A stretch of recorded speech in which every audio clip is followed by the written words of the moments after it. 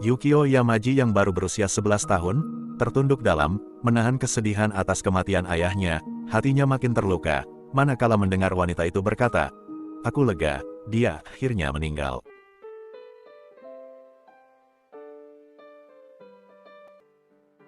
Di video kali ini, saya akan membawa kalian berkunjung ke negeri matahari terbit, dan mengupas kisah tentang Yukio Yamaji, seorang pembunuh sadis, terpidana mati paling muda dari Jepang.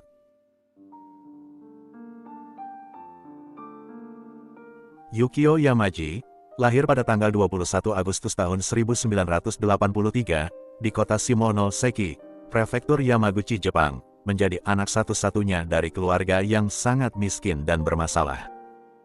Walaupun berstatus sebagai anak tunggal, bukan berarti Yukio selalu dimanja dan disayang kedua orang tuanya. Masa kecil Yukio diisi dengan menyaksikan pertengkaran demi pertengkaran antara ayah dan ibunya, dan tak jarang, pertengkaran tersebut berakhir dengan aksi KDRT. Ayahnya bekerja sebagai kuli bangunan, yang menghabiskan hampir seluruh uang gajinya untuk membeli minuman keras. Setelah selesai dari pekerjaannya di lokasi konstruksi, sang ayah lebih banyak menghabiskan waktu di bar-bar minuman, pulang ke rumah dalam kondisi mabuk dan bertengkar dengan sang ibu. Ibu Yukio juga tidak lebih baik, di mana sehari-hari, sang ibu bekerja di toko kelontong, pulang kerja, wanita itu malah mampir ke rumah teman atau saudaranya untuk berjudi. Ketika Yukio masih bayi dan balita, dia sering dititipkan dengan sang nenek.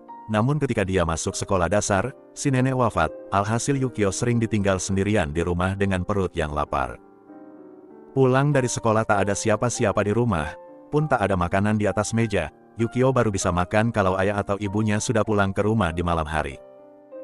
Menariknya di sini, walaupun sang ayah kasar dan sering melakukan KDRT kepada istrinya, pria itu sangat menyayangi Yukio dan tidak pernah berbuat kasar, berbeda dengan sang ibu yang sering memukul, memaki, dan menghukum Yukio setiap kali bocah itu melakukan kesalahan.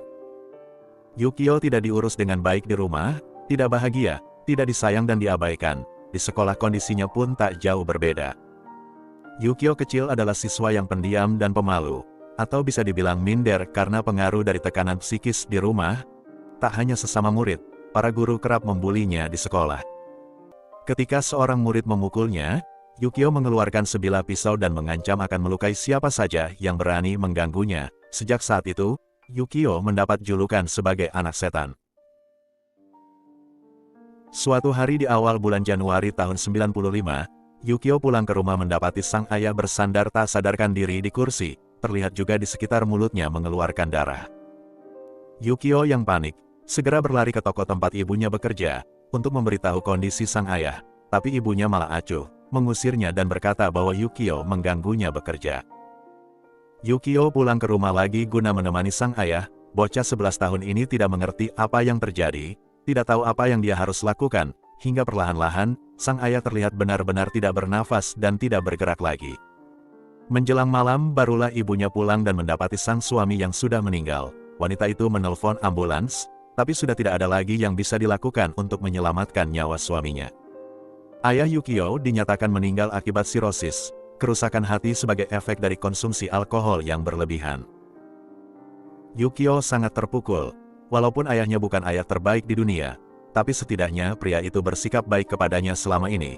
Hanya ayahnya satu-satunya orang yang peduli dengan Yukio. Yang lebih menyakitkan lagi, di pemakaman, Yukio mendengar dengan jelas ketika ibunya berbisik kepada salah satu kerabat, dan berkata bahwa dia lega, akhirnya pria itu meninggal dunia.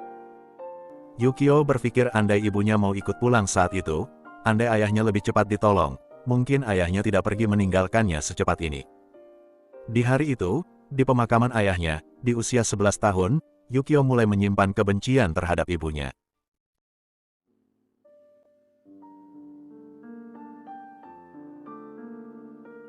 Setelah ayahnya meninggal dunia, kepribadian dan sikap Yukio perlahan-lahan mulai berubah, utamanya ketika dia masuk SMP. Yukio yang dulu menjadi korban bully, kini memilih untuk menjadi pembuli. Tingkah lakunya semakin agresif dari waktu ke waktu dan sering membangkang di sekolah, namun sejatinya, semua itu dia lakukan untuk melindungi diri. Singkat cerita, Yukio lulus SMP, dan dia tidak berminat untuk lanjut ke SMA. Selain karena Yukio memang tidak suka dengan lingkungan sekolah, Yukio juga sadar diri bahwa dia dan ibunya sangat miskin. sudah waktunya dia ikut bekerja untuk membantu ibunya mencari uang. Berbekal ijazah SMP, Yukio berkeliling melamar pekerjaan. Akan tetapi, tanpa pendidikan tinggi dengan usianya yang baru 15 tahun, tak ada satupun pekerjaan yang bisa dia dapatkan. Hingga akhirnya, salah seorang bibi Yukio membantunya untuk mendapatkan pekerjaan sebagai pengantar koran di sebuah kios majalah dan surat kabar. Tanpa berpikir dua kali, Yukio menerima pekerjaan itu, di mana setiap hari dia berkeliling menggunakan sepeda untuk mengantar koran ke setiap rumah yang menjadi pelanggan. Walaupun gajinya tidak besar, Yukio merasa senang karena sekarang dia bisa menghidupi dirinya sendiri, tidak perlu bergantung atau merepotkan ibunya lagi. Namun ketika Yukio merasa hidupnya sudah berjalan baik, satu persatu masalah mulai mendatanginya. Pertama-tama kita garis bawahi dulu di sini, pada tahun 2000 ketika Yukio berusia 16 tahun, ibunya sudah berusia 50 tahun dan masih kecanduan judi. Suatu hari ketika Yukio sedang istirahat di rumah, dia mendengar ibunya terlibat perdebatan dengan pemilik rumah yang mereka sewa. Rupanya ibu Yukio sudah menunggak uang sewa selama beberapa bulan, termasuk juga ada tunggakan listrik. Malam itu juga, Yukio dan sang ibu diusir dari rumah tersebut, dan mereka pindah ke rumah kontrakan lain yang lebih kecil. Beberapa waktu kemudian masalah lain pun datang. Salah satu bibinya mendatangi tempat kerja Yukio dan berkata, bahwa dulu, ibunya pernah beberapa kali meminjam uang darinya, dan totalnya sudah mencapai 5 juta yen. Hutang itu sudah bertahun-tahun dan ibu Yukio belum pernah membayar 1 sen pun. Tak lupa si bibi menunjukkan bukti-bukti transfernya ke rekening tabungan ibu Yukio. Remaja 16 tahun ini terkejut sekaligus bingung, dia baru saja bekerja, dan gajinya juga tidak seberapa sebagai pengantar koran. 5 juta yen itu sangat besar. Entah butuh waktu berapa tahun dia harus menabung untuk bisa membayar hutang tersebut. Yukio kemudian memohon kepada bibinya, supaya hutang ibunya bisa dia cicil dengan setengah gajinya setiap bulan. Yukio juga berjanji bahwa dia akan mencari pekerjaan tambahan supaya bisa mencicil lebih banyak setiap bulan. Untungnya si bibi mau mengerti dan menerima itikat baik dari si keponakan. Alhasil sejak saat itu, Yukio harus berhemat supaya bisa mencicil hutang ibunya sekaligus untuk mencukupi kebutuhannya. Pulang ke rumah, Yukio yang penasaran memeriksa buku rekening tabungan ibunya, di mana dia menemukan memang benar ada beberapa kali transferan uang dari si bibi. Namun ada hal lain yang membuat Yukio makin penasaran. Ibunya ternyata sering mengirim uang kepada seorang laki-laki yang tidak dia kenal. Yukio bekerja di kios koran dan majalah mulai dari fajar hingga menjelang siang hari. Sementara dari siang hingga malam dia tidak punya aktivitas apa-apa. Jadi Yukio memutuskan untuk mencari pekerjaan tambahan, dan syukurlah, dia diterima bekerja di sebuah minimarket yang kebetulan membutuhkan karyawan untuk shift sore hingga malam. Kini dengan 2 pekerjaan dan 2 gaji bulanan, Yukio bisa lebih banyak mencicil hutang ibunya, bisa membayar uang sewa rumah, dan bisa memenuhi kebutuhan dapur untuk dia dan ibunya. Ibunya masih bekerja di toko kelontong, tapi jangan ditanya kemana perginya uang gaji wanita itu setiap bulan yang sudah pasti habis di meja judi. Yukio juga tidak terlalu memusingkan masalah kecanduan judi ibunya, karena kini, ada orang lain yang mulai mengisi hati dan lamunan Yukio. Di minimarket tempat kerjanya, Yukio dekat dengan seorang karyawan lain, seorang gadis yang kita sebut saja namanya Masako. Gadis itu sejatinya berusia 7 tahun lebih dewasa daripada Yukio, namun selisih umur yang jauh tidak menghalangi mereka untuk saling tertarik dan jatuh cinta. Hidup Yukio kini lebih bahagia dengan kehadiran seorang kekasih. Setiap kali ada waktu luang di sela-sela jadwal kerja yang padat, Yukio dan Masako menghabiskan waktu bersama. Yukio merasa sangat aman dan nyaman dengan Masako yang dewasa, yang perhatian dan sangat memanjakannya. Namun rupanya, ada sepasang mata yang tidak senang melihat kedekatan Yukio dan Masako.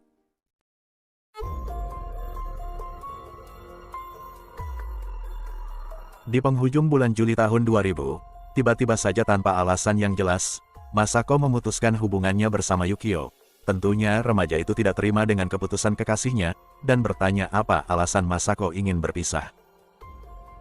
Awalnya gadis itu diam dan tidak mau mengemukakan alasannya, namun setelah didesak berulang kali, Masako mengungkap bahwa ibu Yukio menghubunginya dan memintanya untuk meninggalkan Yukio.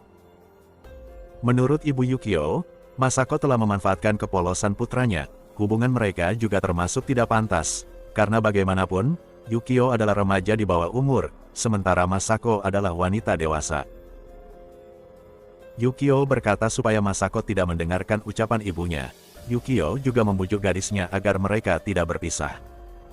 Tapi nasi sudah menjadi bubur. Di dalam hatinya, Masako juga membenarkan ucapan ibu Yukio. Perbedaan usia mereka terlampau jauh. Yukio masih remaja sementara dia sudah dewasa. Dilihat dari sudut pandang manapun, hubungan mereka tetap saja tidak pantas. Yukio tidak bisa lagi mengubah keputusan Masako dan pulang ke rumah membawa hati yang panas. Tiba di rumah, dia mendapati sang ibu sedang berada di dapur.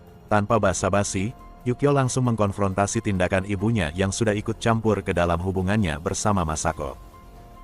Walaupun ibunya berusaha untuk memberikan penjelasan, Yukio tidak mau mendengarkan dan menuding bahwa ibunya hanya takut kehilangan sumber uang dari gajinya. Ibunya takut tidak bisa berjudi lagi dengan uang yang dia berikan selama ini.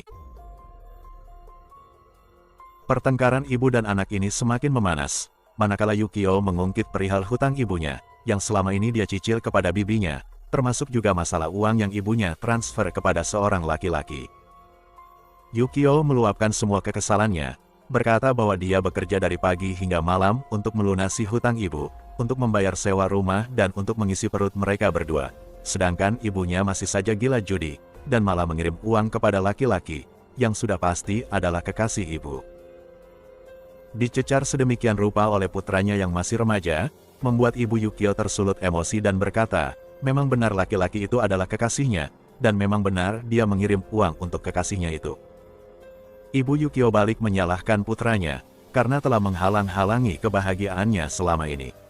Mereka seharusnya sudah menikah sejak dulu, tapi kekasihnya tidak mau kalau dia membawa anak, apalagi anak yang bodoh, nakal dan bermasalah. Terakhir ibu Yukio membuat kesalahan fatal dengan berkata, mengapa kau tidak ikut ayahmu mati 5 tahun lalu? Yukio terdiam lalu langsung masuk ke kamar, emosinya masih belum reda karena mendengar ucapan sang ibu. Tak sengaja matanya tertuju pada tongkat besi yang ada di sudut kamar, tanpa berpikir panjang, Yukio meraih benda itu dan menghampiri ibunya di dapur. Detik berikutnya, Yukio berulang kali menghantamkan besi itu ke kepala ibunya, terus-menerus tak terhitung berapa kali sampai dia lelah kehabisan tenaga. Setelah itu, Yukio duduk di kursi dapur dan menyalakan sebatang rokok. Entah apa yang ada di pikirannya saat itu, yang pasti beberapa menit kemudian, dia masuk ke kamar mandi, melepas semua pakaiannya yang penuh noda darah lalu membersihkan diri.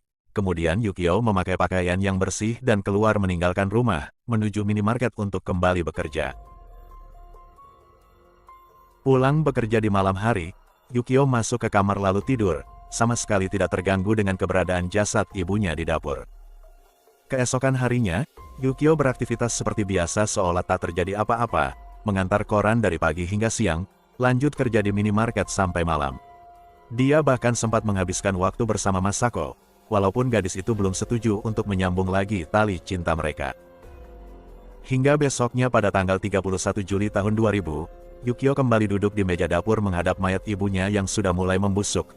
Tak tahu apa yang harus dia lakukan terhadap jasad itu. Alhasil, Yukio mengeluarkan handphonenya, lalu menghubungi polisi. Ketika beberapa petugas masuk ke rumahnya, para polisi ini tercengang melihat pemandangan jasad wanita yang wajahnya sudah tidak bisa dikenali lagi. Sementara itu, Yukio masih di posisi yang sama, duduk di kursi dapur sambil terus sibuk dengan HP-nya, entah sedang main game jadul atau sedang berkirim pesan teks dengan seseorang. Salah satu petugas polisi bertanya kepada Yukio, apa yang terjadi? Yang dijawab dengan tenang oleh remaja itu, aku membunuh ibuku 2 hari yang lalu. Yukio pun diamankan dan dibawa ke kantor polisi, sementara jasad ibunya diurus oleh petugas lain. Yukio Yamaji selanjutnya ditetapkan sebagai tersangka dalam kasus pembunuhan ibunya. Namun ada satu hal penting terkait kasus ini. Yukio baru berumur 16 tahun saat melakukan kejahatan, yang artinya, dia tidak otomatis bisa dipidana sesuai hukum yang berlaku di negara Jepang.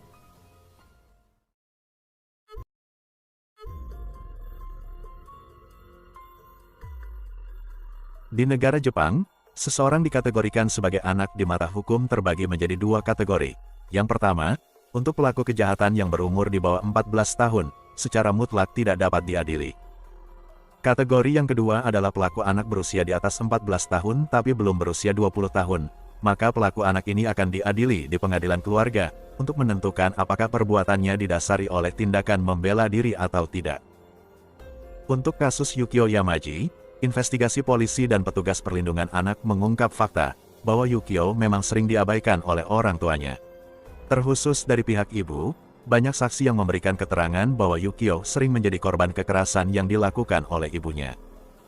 Ditambah lagi dengan fakta bahwa dia sudah menjadi pencari nafkah utama di keluarga sejak usia 15 tahun membuat hati hakim menjadi lunak. Sejatinya Yukio sudah mengaku bersalah dan menyatakan siap untuk menerima hukuman. Namun ternyata sikapnya ini membuat hakim semakin merasa iba dan berpikir bahwa Yukio masih bisa direhabilitasi. Yukio Yamaji selanjutnya diputuskan untuk ditempatkan di pusat rehabilitasi remaja selama minimal 2 tahun. Pada bulan September tahun 2000, Yukio ditransfer ke pusat rehabilitasi remaja, di mana dia mengikuti pendidikan menengah atas setara SMK, dengan jurusan atau bidang keterampilan teknik pengelasan. Selain menjalani pendidikan, Yukio juga menjalani perawatan kesehatan mental, di mana dia didiagnosis mengidap sindrom Asperger, gangguan yang membuat penderitanya mengalami kesulitan dalam berkomunikasi dan berinteraksi sosial, termasuk juga sulit untuk mengatur emosi mereka, atau memahami emosi orang lain. Singkat cerita 3 tahun kemudian, Yukio Yamaji dinyatakan sudah siap untuk keluar dari pusat rehabilitasi dan kembali ke masyarakat. Sebelum kita lanjut, saya ingin tahu bagaimana pendapat kalian mengenai vonis hakim yang membebaskan Yukio dari hukuman dan mengirimnya ke pusat rehabilitasi remaja. Apakah itu tindakan yang benar atau tidak? Coba tulis pendapat kalian di kolom komentar. Saya pribadi merasa kalau itu adalah keputusan yang salah, atau setidaknya, Yukio harus benar-benar mendapatkan pendampingan dan pengawasan setelah dia keluar dari pusat rehabilitasi remaja. Yang nyatanya, pengawasan itu tidak dilakukan. Yukio seolah-olah dilemparkan begitu saja ke hutan belantara, di usia 20 tahun lewat 2 bulan yang mereka anggap sudah dewasa. Yukio yang sebatang kara tidak tahu harus memulai ulang hidupnya dari mana. Semua kerabat, baik itu dari pihak ayah maupun pihak ibu, tidak ada yang mau berurusan dengan Yukio. Dia mendatangi bos di 2 tempat kerjanya dulu, mencoba untuk bekerja lagi di sana, tapi tentunya mereka sudah tidak mau lagi berurusan dengan Yukio. Pemuda ini juga sempat mencoba untuk bertemu dengan Masako kekasihnya dulu, yang ternyata, Masako sudah menikah dan pindah ke kota lain. Sekali lagi, Yukio benar-benar sendirian dan tidak tahu harus kemana. Semua orang yang dia kenal 3 tahun lalu secara kompak memalingkan wajah, namun ternyata ada satu orang yang mengulurkan tangan kepada Yukio, yang naasnya, si penolong ini bukanlah orang baik-baik. Selama 3 tahun dia belajar keterampilan mengelas di pusat rehabilitasi remaja. Setelah keluar, Yukio malah bergabung dengan geng pencopet dan pencuri yang sering beraksi di kota Shimonoseki.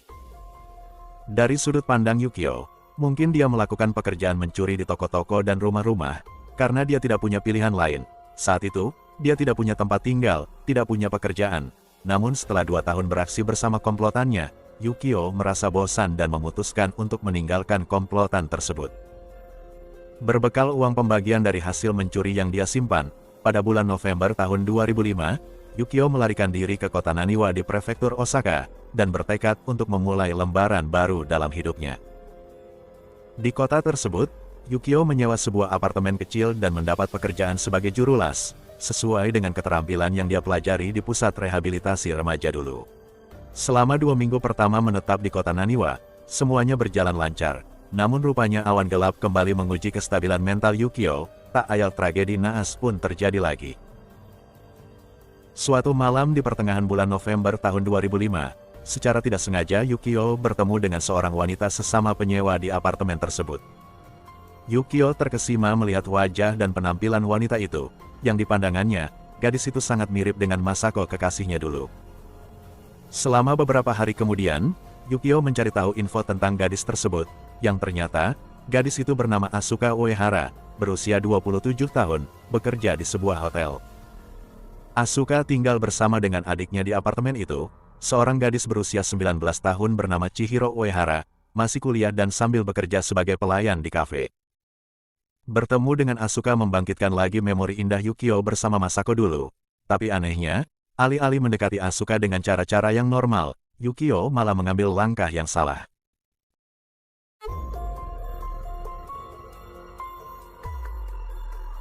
Malam hari di tanggal 17 November tahun 2005, Yukio menerobos masuk ke unit apartemen Asuka dan Chihiro. Dengan pengalamannya selama 2 tahun sebagai pencuri, tentunya bukan perkara yang sulit bagi Yukio untuk membobol pintu apartemen tersebut. Selain itu, Yukio juga sudah melakukan pengintaian di hari-hari sebelumnya, dan dia yakin bahwa pada jam-jam tersebut, rumah dalam keadaan kosong, selain Asuka dan Chihiro, tidak ada penghuni lain. Yukio sudah berhasil masuk dan mulai mengamati satu persatu perabot atau benda milik Asuka dan Chihiro. Tak lama kemudian, sekitar jam 10 malam, pintu apartemen terbuka, yang ternyata itu adalah Chihiro yang baru pulang.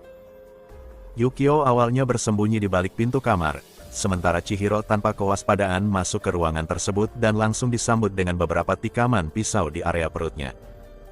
Selang beberapa menit kemudian, tiba-tiba Asuka juga pulang ke rumah dan mendapati seorang pria asing sedang berada di atas tubuh adiknya, melakukan pemerkosaan terhadap Chihiro dengan tubuh terluka. Menyadari kehadiran Asuka, Yukio yang masih ereksi, langsung mengejar Asuka yang berusaha untuk berlari keluar. Namun naas, Yukio berhasil menangkapnya, membekap mulutnya dan menyeretnya masuk lagi ke kamar.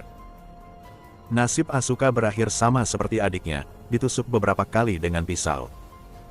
Dua tubuh dalam kondisi terluka parah terbaring di lantai kamar. Yukio secara bergiliran memperkaos kakak beradik Uehara yang dalam kondisi terluka parah. Bahkan di perut Asuka, pisau itu masih tertancap. Asuka dan Chihiro tidak bisa melawan ketika pria itu melecehkan mereka. Hingga perlahan-lahan, keduanya menghembuskan nafas terakhir. Setelah selesai dengan aksinya, Yukio keluar ke balkon, berdiri di sana sambil menghisap sebatang rokok. Setelah hisapan terakhir, Yukio menggeledah tas dua korbannya, yang kebetulan saat itu di tas Asuka ada uang tunai sebanyak 5.000 yen. Setelah mengantongi uang tersebut, Yukio membakar apartemen Asuka dan Chihiro, kemudian dia keluar dari sana, masuk ke unit apartemennya sendiri, mengemasi barang-barang pribadi lalu kabur meninggalkan tempat itu. Beberapa menit kemudian, api pun membesar. Asap mengepul tebal membangunkan seluruh penghuni lain di gedung tersebut. Beberapa mobil pemadam kebakaran datang untuk menghentikan kobaran api, dan setelah api berhasil dipadamkan, di salah satu unit apartemen, ditemukan dua jasad dengan kondisi yang mengenaskan. Polisi yang juga datang ke TKP menyimpulkan bahwa ini bukanlah kasus kebakaran biasa. Dua jasad ini juga bukan korban kebakaran yang sedang tertidur, karena di salah satu jasad, ada sebilah pisau yang tertancap. Investigasi pun dimulai. Berdasarkan keterangan beberapa tetangga dan rekaman kamera pemantau CCTV, kecurigaan polisi tertuju pada seorang pemuda berusia 23 tahun bernama Yukio Yamaji. Di unit apartemennya juga ditemukan beberapa foto korban, yang menguatkan dugaan bahwa Yukio memiliki obsesi sakit jiwa terhadap para korban. Kurang dari 3 minggu kemudian, pada tanggal 5 Desember tahun 2005, Yukio Yamaji berhasil diringkus di stasiun kereta api saat sedang mencoba untuk kabur ke kota lain. Begitu digiring ke ruang interogasi, Yukio langsung mengakui semua perbuatannya terhadap kakak beradik Uehara, dan yang paling membuat polisi terkejut, saat ditanya mengapa dia membunuh dan memperkaos Asuka dan Chihiro, Yukio dengan tenang menjawab, 5 tahun lalu saat mencium bau darah ibuku, aku bahagia, aku rindu ingin mencium bau darah lagi. Aku membunuh mereka karena aku ingin merasakan kenikmatan yang sama ketika aku membunuh ibuku dulu. Yukio Yamaji selanjutnya ditetapkan sebagai tersangka dalam kasus pembunuhan Asuka dan Chihiro Uehara. Sidangnya sendiri dimulai pada bulan Mei tahun 2006, di mana Yukio secara sukarela mengaku bersalah atas pembunuhan Asuka dan Chihiro Uehara. Pengacara pembela Yukio masih berusaha untuk menyelamatkannya dari hukuman mati, dengan dalih bahwa Yukio memiliki trauma masa kecil, memiliki pengasuhan yang buruk dari orang tua yang bermasalah. Selain itu, Yukio juga pernah didiagnosis mengidap sindrom Asperger, sehingga dia tidak bisa membedakan mana yang benar mana yang salah. Di lain pihak, jaksa penuntut menyatakan bahwa walaupun Yukio memiliki kondisi sindrom Asperger, tapi perbuatannya jelas-jelas menunjukkan bahwa dia sadar akan konsekuensi dari perbuatannya. Pertama-tama, dia melakukan pengintaian terlebih dahulu sebelum beraksi, yang artinya, aksi Yukio adalah kejahatan yang sudah direncanakan. Yang kedua, Yukio mengambil uang milik korban yang dia gunakan sebagai tambahan uang untuk membiayai pelariannya, jadi Yukio sadar bahwa dia akan menerima konsekuensi dari perbuatannya, makanya dia melarikan diri. Fakta bahwa Yukio Yamaji pernah melakukan pembunuhan sadis terhadap ibu kandungnya di tahun 2000, semakin meyakinkan jaksa bahwa terdakwa yang sedang mereka adili adalah penjahat yang berpotensi untuk menjadi pembunuh berantai di masa depan, Jadi satu-satunya cara untuk menghindari jatuhnya korban-korban berikutnya, jaksa menuntut agar Yukio Yamaji dijatuhi hukuman mati.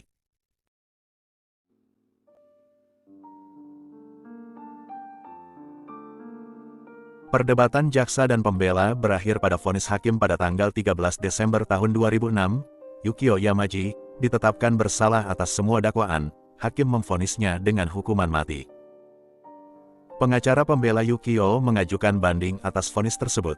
Namun beberapa hari kemudian, banding itu ditarik lagi atas permintaan Yukio.